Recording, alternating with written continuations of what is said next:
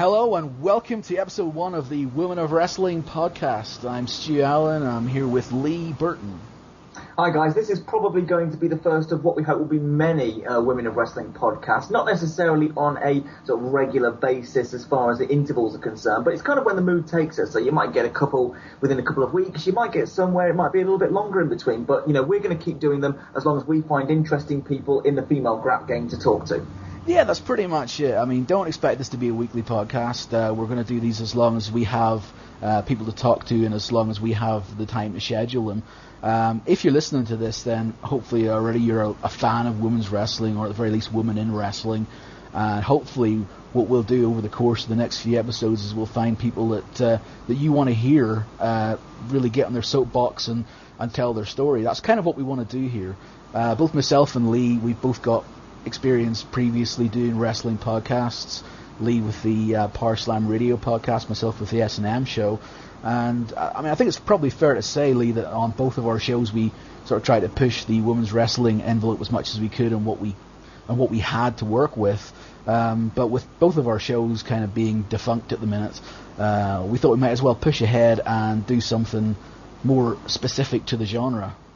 Well, this is it. I was pushing women's wrestling quite a bit because I got hooked on it at the start of 2007 with Chick Fight 7.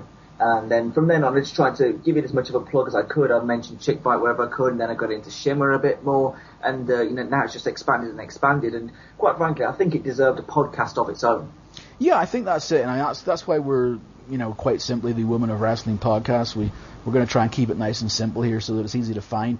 Hopefully you'll already have manually added the podcast feed to your iTunes if you're an iTunes user. What we're going to try and do as well is get the podcast accepted as an official podcast on iTunes as well, so that basically whenever we do get a guest and whenever we do have the opportunity to schedule it together and we get a show up, then you'll immediately get the next episode downloaded into your iTunes. So look out for that. We've got a bunch of ideas for what we want to do as far as future guests. We, especially at the beginning here, we got at least half a dozen people we really want to do quite quickly. But we'll do them in whatever order we can or whenever we can. We're going to start today though with somebody that was essentially the only choice to start the show with, and that was Allison Danger. I think it probably was the logical start because if you've seen an Allison Danger shoot in the past, this woman likes to talk. So you're going to be getting. Well, if you were having to pay for it, you could be getting your money's worth. Exactly. And you're getting it for free. Exactly. And it's somebody that we both know and we have a decent relationship as well. So she can help us in the first episode at least to overcome any technological teething issues we have. And hopefully the first show is going to sound pretty good. And as we go ahead, we'll hopefully sound even better. What I'd like to say as well is that if you've got feedback for us as far as ideas for the show, ideas for guests, and I mean what we'll try and do maybe before we have future guests on, we will try and publicize those ahead of time so that you guys can send us in questions if you want to as well. You can contact us via email. Email addresses will be on the website as well. So this is your show as well. We're very much aware that wrestling's a niche product and Women of Wrestling's a niche within a niche. So the people who are listening to it out there, please give us your feedback. Please tell us what you like. Please tell us what you don't like. And we'll try our best to put on a show that you guys want to hear. Absolutely, because I guess as far as women in wrestling is concerned, if you're listening to this, you genuinely care about women's wrestling. You care about the fact that it isn't just what's necessarily portrayed as far as on TV is concerned. There is other stuff out there. There are women who go 20, 30 minutes as far as matches are concerned. So you care, and we want you to show that you care. Tell us, tell us what you're interested in. Tell us who you want to hear from as well. If you've got any ideas for people who you wanted to talk to.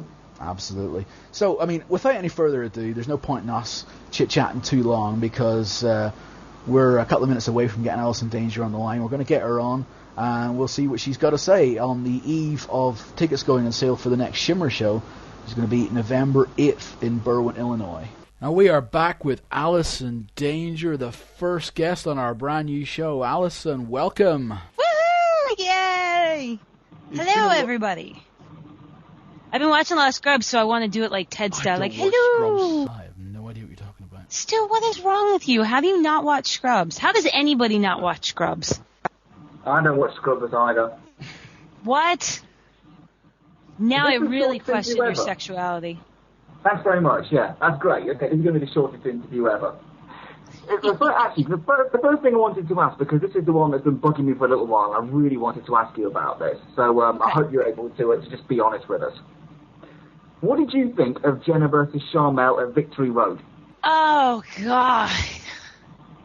The little bit I watched of it, I just kind of just didn't get the point of it. Like, I know there's some kind of feud going on between them, but I think for both women involved and for the fans in general, that something else could have been done as opposed to a wrestling match that I think would have played more to the strengths of both women. I mean, you know, the Jenna girl, she's just not a wrestler. No, she's not. Like she seems like a nice girl and all that, but she's just not a wrestler. And you know, to put a non-wrestler in a wrestling match, and then when it goes to shit and people get upset, you know, like what the hell? Like, you know, she's not a wrestler. She knows she's not a wrestler, so why put her in a wrestling situation? And Welcome I don't know. to TNA. I think it just. Yeah, and I think it's a shame for both her and Charmel because it left a bad taste in fans' mouth when really the two girls were doing what they were told to do by the higher ups. You know, they probably tried to make the best of a bad situation, but I think in hindsight it would have been better to play to their strengths as opposed to their weaknesses. What strengths would those be? Well, see, that's the thing, because I don't know a whole lot about Shimmer. I know she's a good manager, all that stuff. The Jenna girl, I never, what was it, Survivor she was on, Amazing Race, Yes. what was it? Okay, yeah, I don't watch those shows. So I don't know what her strength is. Like, I don't know what she'd be good at. So I couldn't really say what would have been a better alternative, but I think there had to have been an alternative out there. Yeah, absolutely. Does that make any sense? Appalls me as much as anything else is the fact that they pay Jenna Maraska more money than Gail Kim wanted to stay. Okay, that's sad. I don't know what they thought that they were getting or what sort of crossover appeal that they thought that they were getting by hiring the Survivor chick rather than having the girl that was, you know, a proven ratings draw on their TV program. Right. Did you watch the Raw match, the four-way Last with night? her? Yeah, was it her, Kelly, Phoenix. Beth Phoenix, and Alicia And, Fox? Yes. Oh, yeah. That Alicia Fox, she's not bad. No, absolutely not. I think she gets it. She could have been. She Yeah, could have been I a quite hell of a like lot her. worse. Like she seems like a good base, and you know she bumps. You know who I like out of all like the diva-ish girls? I'm really getting a fondness for Eve Torres. Yeah. Me too. I mean that one clothesline she took from Natty. I can't call her Natalia. She'll always be Natty to me. That's right. Natty about took her damn head off, and that girl bumped like a champ. I was like, sweet, and she has better drop kicks than I do, though. Of course, most people have better drop kicks than I do.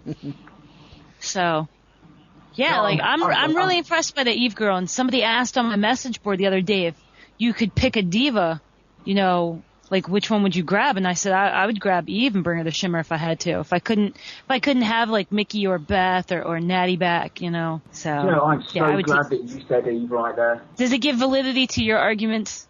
It does, because I've been sort of supporting Eve for a little while now. I'm thinking each week that I see her wrestle, she gets better and better. I'm thinking, you know, give her enough time and give her enough matches and give her enough opportunity.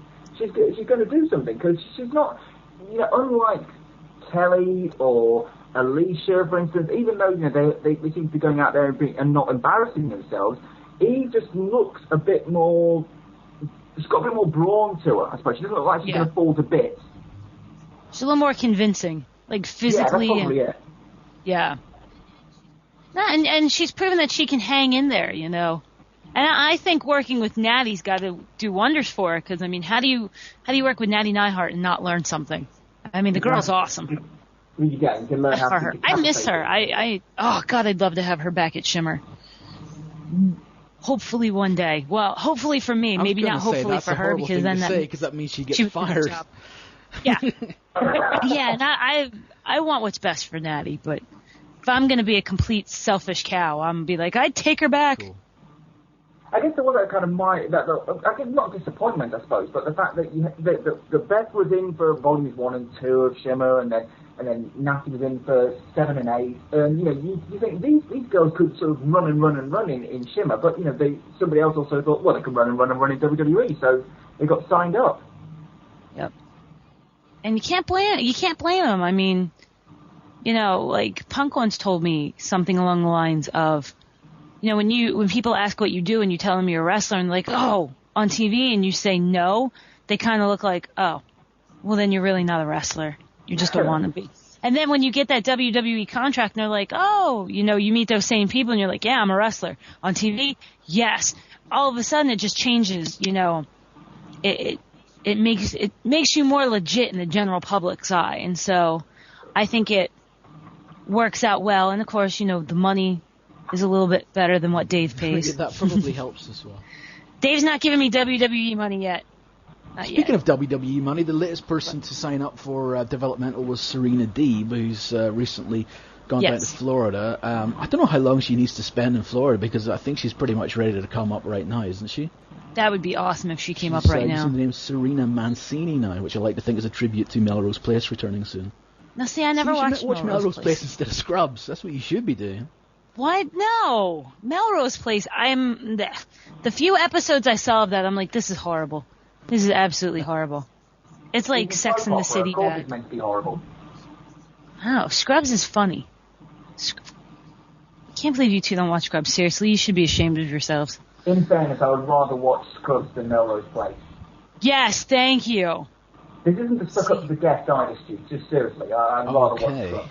It's got Heather Graham in it. Speaking of Serena, though, she signed up with her developmental deal a little while ago, and it's always been known that that's been her dream, because she went to OVW on her own dollar and trained with, I guess they call it the geek class there, until she reached a reasonable level, or a level enough where they started to pay attention to her.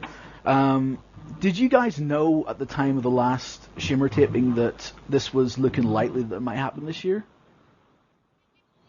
I mean, we've always had a hunch it was going to happen. Like, Dave and I never really doubted that she would get signed. It was just a matter of when. So, and we always just kind of prepared ourselves. And, like, hiring-wise, I guess kind of looked like it was slowing down a little bit. So, and Dave really wanted to get a push in, and the timing worked out perfect. Because she got that great push, and she did so well with it. And then it was like, I got the message, hey, she signed. And I'm like, sweet, all loose ends are already wrapped up. She got to do what we needed her to do, and I think it worked out great. Lucky in the long run, because I thought for sure she was probably going to win the belt at the last tapings, and if she had, then I guess we would have had a vacant belt. So it worked out for the best, all things considered. Mm-hmm. Yeah, definitely. So we've got the new tapings have been announced now. Going to be November 8th, isn't that right? Yes, November 8th in Berwyn. Illinois. We're going to make our third pilgrimage to Shimmer in the space of 18 months, which is just bizarre when you sort of say it like that.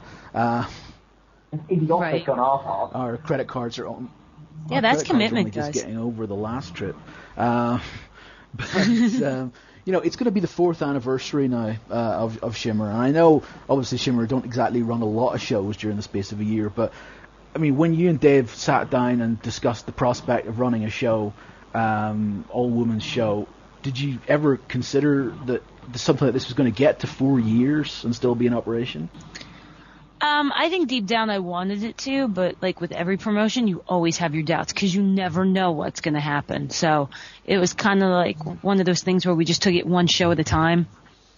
It's like, let's see how the first one goes. Hey, the first one went pretty well. Let's try it again. Keep going. All right, now it's starting to pick up some steam, so we just keep going and just keep rolling through with it till you guys stop showing up, and then I guess we'll fold. Well, yeah? I was going to say about it, just about having your hand in it, and obviously, being a sort of co-founder of Shimmer as well. And as far as your responsibilities are concerned, a lot of people talk about what Dave does. What about yourself? What sort of handling do you have on it in Shimmer on a day-to-day basis? On a day-to-day basis, I talk to Prazak a lot. We come up with different ideas of, hey, what do you think about bringing this person in? Hey, what do you think about this person versus this person? Dave handles all the money stuff. I never get involved with anything in money. I don't know what people get paid. I don't know how much DVDs come in with. Like, I stay away from all the financial stuff. I mostly talk to him about matchmaking and stuff like that. Where do we want to go? What future does this angle have? What do we think about this person? How does another person, maybe do they need to be repackaged a little bit kind of stuff? That's more on the booking matchmaking side is where I come in. So, and then show days, I essentially help run the back in addition to having my own matches. Make sure everybody knows how long to go, finishes, stuff like that. We have lots of paperwork in the back about keeping stuff organized, making sure everybody knows when they're to be ready, when to be in gorilla position, stuff like that. So, and then, mostly with the younger girls, whenever possible, I try to watch their matches, and I'll sit down with the younger girls and say, okay, this went well, this needs to be worked on, maybe think about developing this a little bit more. You mentioned about the younger girls there, then. I guess this brings me on to another one of the questions about, your in-ring time in Shimmer, and the fact that a lot of the girls who you are wrestling are sort of ones who are coming up or need that extra sort of credibility push or something like that. Rebecca Knox, Jennifer Blake, Portia Perez, that kind of lot as well. Is this something that which you sort of deliberately aimed yourself towards, almost like a matriarch figure in Shimmer? I think it just kind of ended up being that way. I think, I'm an Aries, I'm a natural born leader, and I also have no problem just talking to anybody about stuff like that. And I think considering that everybody knows my involvement with Shimmer, if I'm trying to be in the main event of every show, it's going to look bad. I always tell Prazak, I said, I'm kind of like Dreamer from ECW, I'm more there to help people as opposed to be concerned about myself. The best description I heard of your position in Shimmer was on your own message board a couple of days ago when someone referred to you as the giant Baba of Shimmer, which for some reason... Are they calling me fat? I know I'm on a diet and stuff, but damn. Wow. But you're in a real hardcore diet at the minute, aren't you? I saw something about that. Tell the people what you're doing at the minute. This is a Claudio Castagnoli diet. So, if anyone knows what Claudio looks like, they know his stuff works. And it's essentially I call it a 90-day cleanse diet. For 90 straight days, if you can't hunt it, fish it, pick it, or grow it, you can't eat it. Wow. Nothing, absolutely nothing processed. If you can't read an ingredient on the package, you can't eat it. So it's a lot of fresh vegetables, fresh fruit, whole grains, a gallon of water every day kind of stuff. Yeah. No sugar, no white pasta, no white flour. Everything's fresh. And how's that working out for you? The first few days was awful. Just awful. I was hungry all the time and was miserable. And I love diet soda, and I haven't had soda since August 1st. And I'm like, ugh. So, in fact, I had a staring contest with a can of diet ginger ale the other day, but I beat it. I didn't open it and drink it. I just stared at it for an hour while watching Doctor Who. Of all things. I know. I love that show. But, yeah, it's just eating healthy, eating every 2 to 3 hours, stuff like that. So, and now, being the second week in, it's so much easier. I've kind of hit hit this groove, and I'm just rolling with it now, and my body's getting used to eating the smaller portions and eating more often, and so just kind of keeps me even. I miss soda, though. You're going to turn up at the next Shimmer tapings in better shape than Sarah Del Rey. That's what's going to happen, right? I don't think I'll ever be in better shape than Sarah Del Rey. Oh my God, that girl. I went to the gym with her. She came down to visit my family 4th of July weekend because we went jet skiing and stuff like that. And I went to the gym with her, and she just blew it out of the water. Nonstop. Treadmill, weights, abs, jump roping, stretching, back to the treadmill. I couldn't keep up with her. I didn't even try to keep up with her. Wow. So, and we actually used to be roommates. We used to live in a different apartment here where I live at the beach. And we would go to the gym 2-3 hours a day. And that's when I got super lean. When there was that point of Shimmer where I got real lean. I was I think I ended up being like 130 pounds. I got really lean, but we were eating super healthy. I mean, I was making us like fresh tilapia every day or every other day, and brown rice, vegetables, 2 to 3 hours at the gym. It was awesome. Then we'd come home and we'd watch tapes or Golden Girls. Yeah. It's a weird way to end the day, in fairness. What was that? What he said was it was a weird way to end the day. Yeah. Yeah. Kind of. But that was typical us, so. Because we're not big partiers, you know. I had my time partying and stuff like that. We're not big partiers, so, you know, we didn't go out a lot. We just kind of hung out and just relaxed and talked a lot about wrestling, did our internet stuff, and it was nice. I loved living with her. Well, you're definitely not a big partier now, obviously, being a mum and everything. So how's that treating you? I love it. I love being a mom. I'm exhausted. This is no exaggeration. I have not had a full night's sleep since, I want to say, June of 2008. Wow. Yeah. You want to buy a new mattress? Well, I'm not a good sleeper, and, actually, yeah, I might have had a little bit of sleep before June, but remember I broke my collarbone in April. That kind of hindered how I slept and stuff like that. And then June with the wedding and all that was stressful, and then, you know, June was such a hectic month for us, and then July, you know, we had the tapings and stuff like that. We get home, get things settled, and then boom, it's like, yeah, we got a little one on the way, okay. It was, yeah. And then growing her was a little tough, because she was a big baby. Enough said, yeah. So, she took up a lot of space. I had a lot of problems with, I had a lot of hip problems when I was pregnant. And a lot of heartburn, like ridiculously bad heartburn. They had to put me on like special medication for it, stuff like that. And because she was 9 pounds 3 ounces when I had her, and she was early, you know, you can just imagine what that does to a bladder. Yeah, but it was all worth it in the end, though. Oh, absolutely. I would go through it again in a heartbeat. I don't plan on going through it again, but I would go through it again because she was worth everything. I mean, the difficult labor, the week in the hospital, it was just all worth it. Now that you've got your family, you've got your husband, you've got your promotion, you know, you're still wrestling. What's in the future now? What are your aims? What are your goals? Do you still have goals? Absolutely. I still have goals. Both professionally and personally.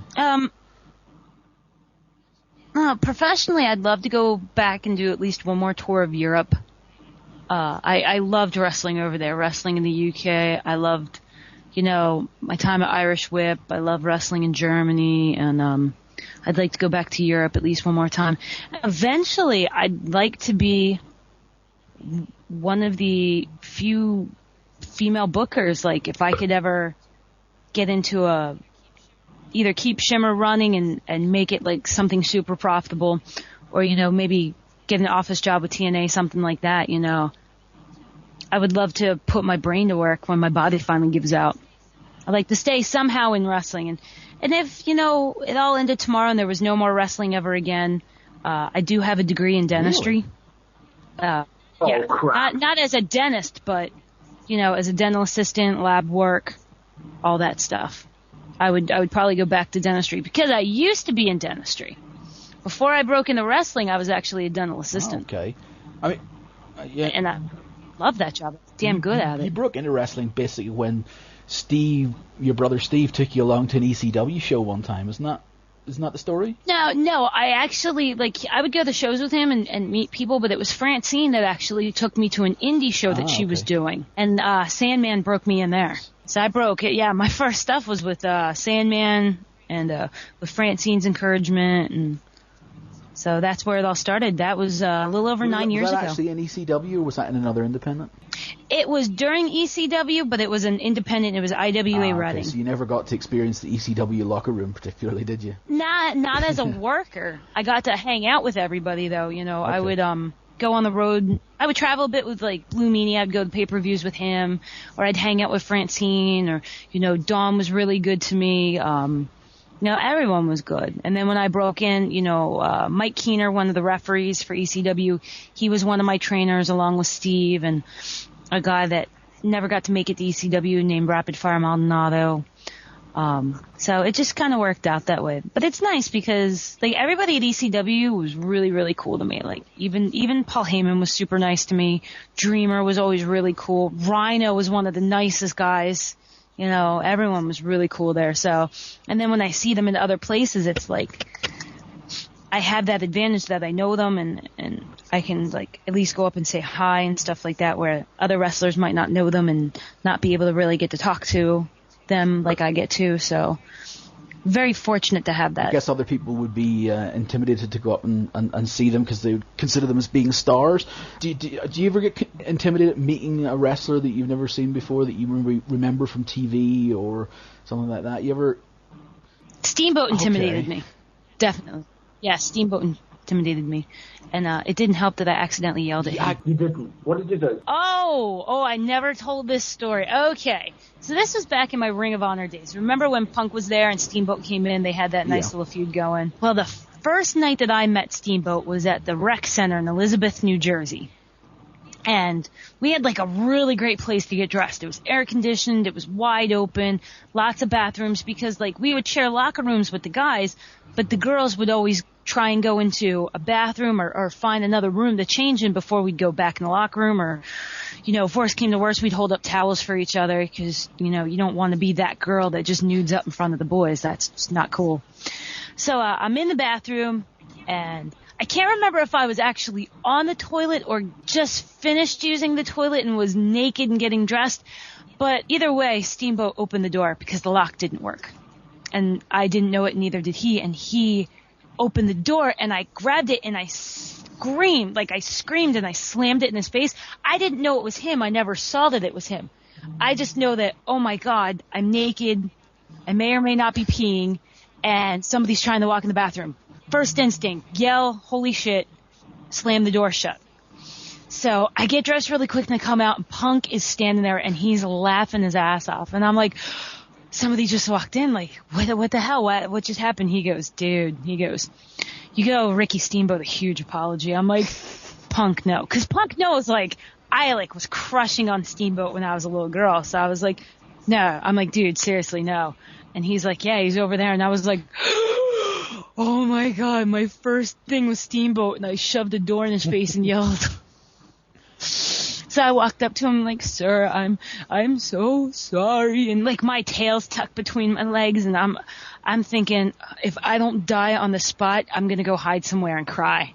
Cause I'm so humiliated right now and just feel so bad. Cause I would never want to be disrespectful. And he was like, no, don't worry. I totally understand. He goes, I would have had the same reaction if I were in your shoes. And I'm really sorry I didn't knock for it. And he was so sweet to me. And I was like, okay, I'm sorry. And like for the rest of the night, I would just sit there and it was really cute because Tracy Brooks was also crushing on him when she was young. And her and I were at the show at the same time and we're sitting there and like we'd be talking to each other and then we'd just start staring at Ricky Steamboat going, I love you. I love you so much. And they'd look at us and we both quick look away and like do.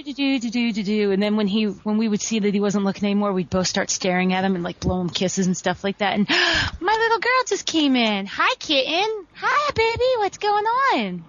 Sorry, my little girl just walked in the door with her mum. Hang on a second. Your 6-month-old child just walked in. Well, my mom just carried her through the door. How's that? You see, Nat, I was going to say, are you raising kind of like superhuman mutant child or something? You should see this kid. She was rolling over at 3.5 months old? She could roll over completely. And now she scoots everywhere. Her daddy calls her Scooter Pie. She scoots all over the place because she wants to crawl. There you go. So, yeah. So she came here to visit. She heard Ricky Steamboat being mentioned and something genetically in her just drew her to the phone. I think somewhere my husband's in the car going, I know she's talking about him. So, because my crush on Steamboat was pretty legendary for a while. Have you got over that, do you think? Well, my husband's not home, so no, not really. And hopefully he won't hear this. I hope he does, but, fine. Okay, I've got to ask you one other thing because I've been specifically asked to ask you this. Tell the story about the time that you met Jake Roberts in FIP. Oh, I have a new Jake Roberts story too. It's actually kind of my husband's story, but I witnessed it. So, okay. Yeah, 2 Jake stories for you guys. You're getting a bonus story. Okay, the FIP story was Sarah and I were down in Florida, and we were doing FIP show. I don't even remember what the match was, because the only thing I remember was Jake was at the show. And so we got there kind of late because we came with Sal and Gabe, and we got there a little bit late. And when we entered the building, there was a little seminar going on in the ring, which is not unusual for us. Because I know, like, when Cornette came through Ring of Honor and Steamboat came through Ring of Honor, if you would ask them a question, they would just get in the ring and answer it for everybody. And, like, everyone would stop what they were doing, get in the ring or circle around the ring, and just listen to what the veteran has to tell you. So Jake's doing some stuff, and I don't know exactly all he had taught them at that point. But I remember Larry Sweeney was in the front, and he had something on his shirt, and I don't remember what was on his shirt. But Jake goes, "What does your shirt say?" And so Sweeney told him, and he goes, "Wrong, boy, 'cause shirts can't read." And we're like, what the hell? Okay. And then he was talking about how to whip someone off the ropes, so he grabs Roderick Strong, and he whips Roderick off. And Roderick hits the ropes, does what he's doing, and then Jake starts saying, how Roderick was wrong, and I'm sitting there going, I don't know, it looked pretty damn right to me. So, but he has a different way that he hits the ropes. So he was talking about how he hits the ropes and all that stuff. And then he was saying, you got to do it this way because you got to have a catch, because if your motherfucking opponent, wants to hurt you, I've got 7 kids that I've got to pay for. I'm not going to jail because some motherfucker, tried to hurt me and I can't get paid. And then he starts going off about how he broke Sid Vicious's arm. Are you trying to tell the story or am I? So, yeah, and he just, goes nuts. So anyway, after that was all said and done, then we're like, okay, well, we got here late. Sarah and I still need to introduce ourselves to him. And Sarah goes up to him, shakes his hand, talks to him for a few moments, and then comes over to me. Kendall Grace, this is my story. Shush. She comes over to me and she's like, yeah, good luck. I'm like, oh my God. So I walk up to him like, hi, Mr. Roberts. My name's Allison Danger, blah, blah, blah, blah, blah. I might have said Allison, just whatever. I just gave him my name, shook his hand. And he's like, come here, girl. And he pulls me close because we're by the gimmick table. And he goes, see this guy right here? And it was a picture of him from when he was young. I'm like, yeah. He's like, yeah. He goes, would you fuck him? I'm like, sitting there going through my brain. Like, time slowed for a second as I racked my brain going, what is the best answer? Okay. I'm just going to swallow my pride and do it. Yes, sir, I would. He's like, yeah, me too. I think I'm going to fuck him tonight. And I'm like, oh, God, okay, gotta go. Gotta go take the crying game shower. and I run away, and, yeah. But you know what? As crazy as his stories are, he is a nice guy. Like, I almost feel bad, saying, kind of making fun of him but he just makes the locker room so much fun because he always has funny stories or he ends up being a funny story. Yes. So. And then the other story was him ribbing my husband. We were at a show, and this was when I was about 4 or 5 months. Yeah, when I was about 4 or 5 months pregnant, and my husband was doing a show with my brother and C.W. Anderson, Ricky Landell was all there, and I'm just trying to help Steve a little bit in the back, and Roberts has to do a run-in on something involving my brother. So I went up to him like, Mr. Roberts, they need you to be in Gorilla in about 3 minutes for your run-in. He's like, oh, shit, didn't know how to run in, blah, blah, blah, blah, blah. So we get him together, and he comes over, and he's waiting, and it was Q. And then he realizes his phone's in his pocket, so he pulls his phone out of his pocket, hands it to my husband. He's like, here, son, can you hold this for me? My husband's like, yeah, absolutely, sir, no problem. And then Jake stops for a second, puts his hand in the front of his pants, and looks at my husband and goes, can you hold something else for me, too? Like he's going to whip Stinger out. And, my husband's like, oh! He didn't know what to do. And then Jake started laughing at my husband and then went and did the running. And, I'm sitting there going, honey, are you okay? He goes, I think Jake was going to give me his dick. He goes, he was going to pass me the snake. Oh, my word. I was like, my husband almost had to hold Jake's snake. So, of course, there were snake jokes going on out of that. But, yeah, so he ripped my husband. Oh, what a great man. Yeah.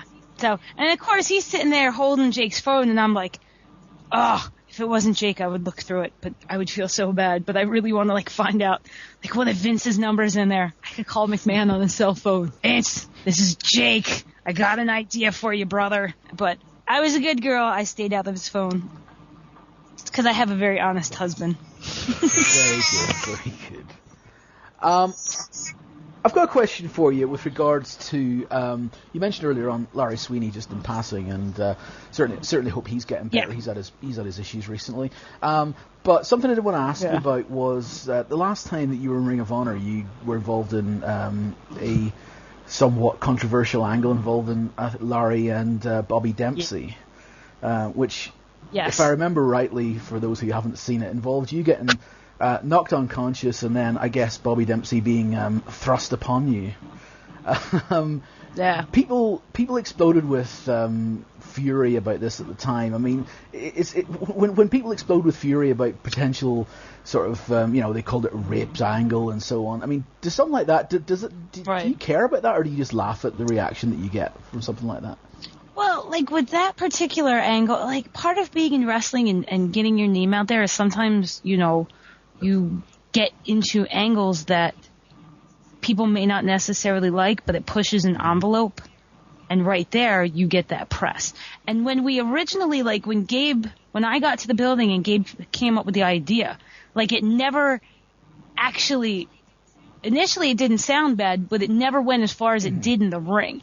I think with the heat of the fans going on and the way the fans reacted, that it just went, that we kind of stepped over that line a little too much when we were in the ring, but when we kind of went over it in the back, it never was going to go that far.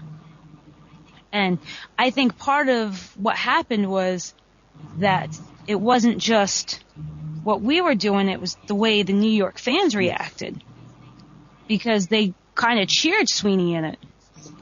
And so it made it that much more awkward and strange, and then when people saw it, and like everyone was like, oh, poor Danger, it was a rape angle, but like look at it from Bobby's perspective. Like Bobby got put into a situation where he's trying to be forced to do something he doesn't want to do. Like the whole theory about it was I wasn't just the victim, like Bobby was the victim too, but people always were like, oh, poor Danger, she got involved in this rape angle, or how could they do this to her? They disrespected her. And it's like, it wasn't just about me though. Like the point of me being there was, it was supposed to make it that much worse because it was an ROH original.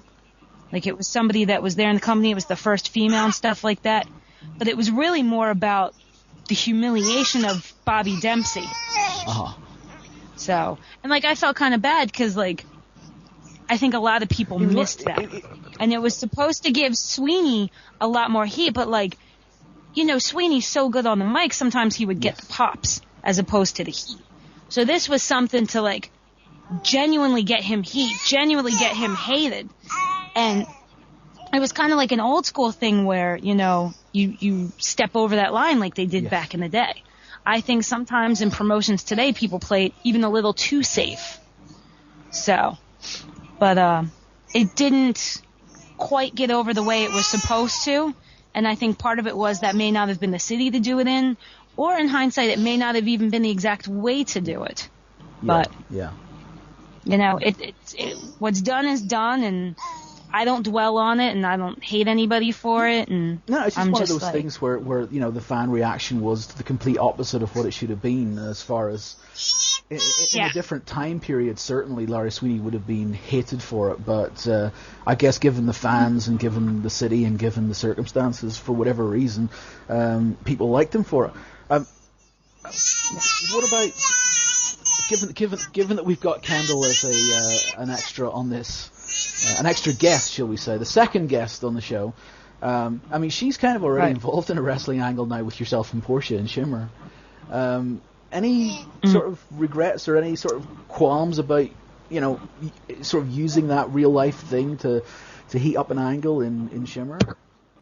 Well, I'm just trying to tread carefully with it. Like, I never, when it came time for that thing with Portia, I never actually intended to get into the ring. I never wanted to really be seen pregnant because I think that changes how fans will see me as a wrestler.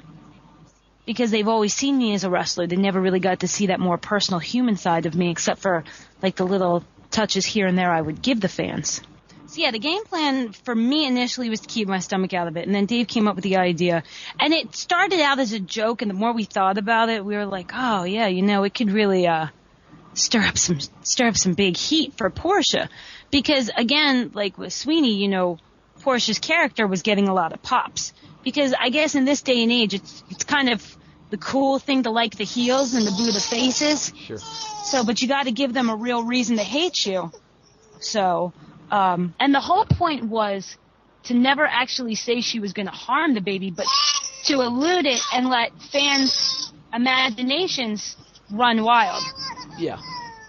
And in this day and age, as opposed to like back in the day, like fans don't want to let their imaginations run wild. They want to think one thing, and then they want to, instead of going, okay, this is not actually real. I should be mad at the character that's being played. Oh no, we're going to get mad at the promoter, and we're going to get mad at who booked this, and I can't believe you would do this stuff. And it's like, really? It's like, the whole point of wrestling is to suspend belief for a while and whatnot. And I think fans today are just so smart, and they want to be so much a part of the show that they stop looking at things from a fan's perspective. Mm-hmm. Does that make any sense? Yeah. If you reckon that fans will probably want to think too hard about something as opposed to just letting it come at them? Yeah. Just enjoy it. Instead of Portia getting heat for what she said or didn't say or anything like that, and what she would allude to, they immediately got mad. I can't believe Shimmer would go that low and stuff like that. It's like, guys, at the end of the day, it's an angle.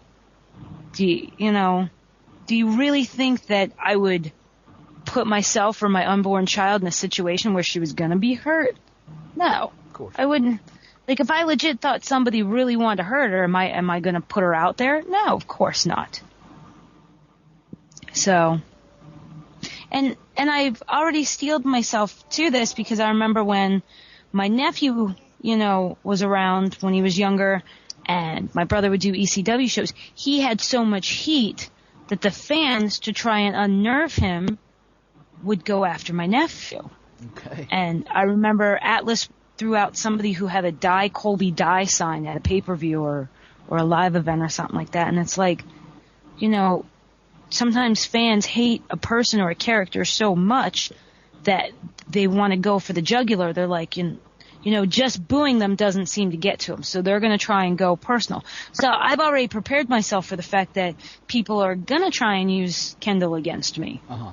If they don't like me, whether it's a personal issue or a character issue, or if they're just a bunch of assholes that come to a show. Yes. You know what I mean? Yes.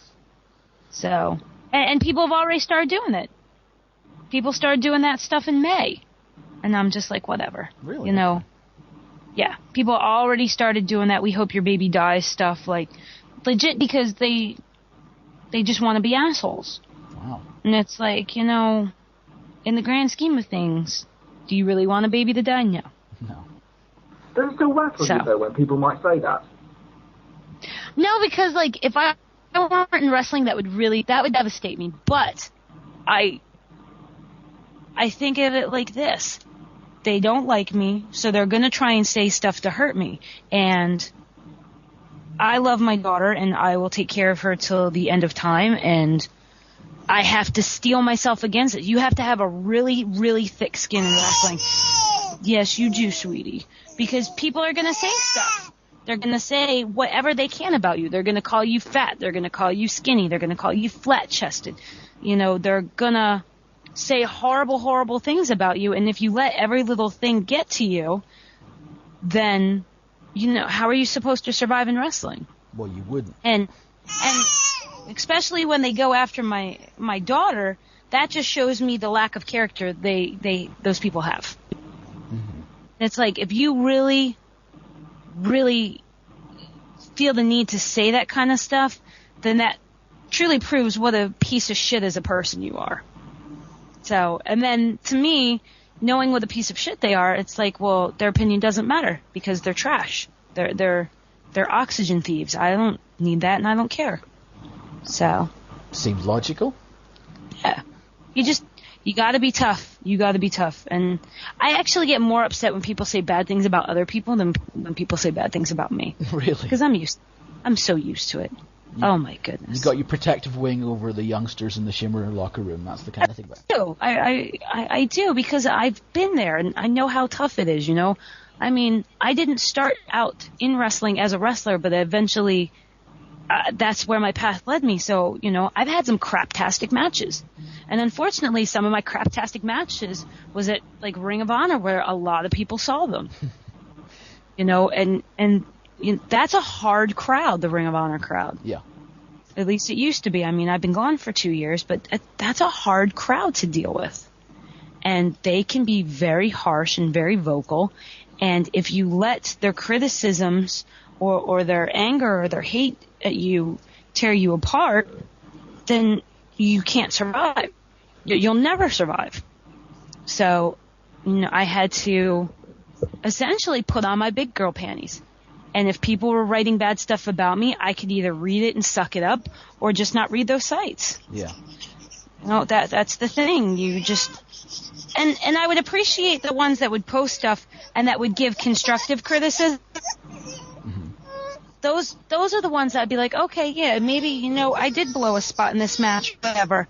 And that's okay, because they're not saying it to be jerks. They're saying it because, you know, hey, it's something I need to learn. Mm-hmm. But when they want to pick on you for your looks, or they want to pick on you because you're green. Well, you know, yeah, like, especially with Shimmer, we have a lot of new girls right now, and some of them are green, some more than others, but they're never going to learn until they get that chance. And that's how we all get better. Well, I mean, not all of us start out in this business fantastic. Well, look, I'll tell you what then. To finish up the interview, you were just talking and touching on the younger members of the Shimmer roster. As we go into the next year of Shimmer, who do you see as being the next people to watch out for? The next people who are likely to get that Serena D push from the bottom of the card up to the top? I don't know, like, first thing I think about the Australians, you know, those are some good girls right there, the Australians, particularly Madison Eagles. She's fantastic.